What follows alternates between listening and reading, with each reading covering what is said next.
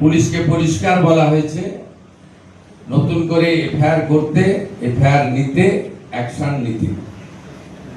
এবং বিশেষভাবে গতকাল থেকে অনুপ্রবেশকারীদেরকে কোর্টে না পাঠিয়ে বাংলাদেশ বর্ডারে বিএসএফ এর কাছে পাঠানোর যে আইন কালকে কার্যকর হয়েছে গতকাল পশ্চিমবঙ্গে, পুলিশ কমিশনারকে এবং আরপিএফ কে ডাইরেক্টলি বলে দেওয়া হয়েছে হাওড়া স্টেশন থেকে সিএ এর আওতায় পড়েন না এমন বাংলাদেশি অবৈধ অনুপ্রবেশকারী ধরা পড়লে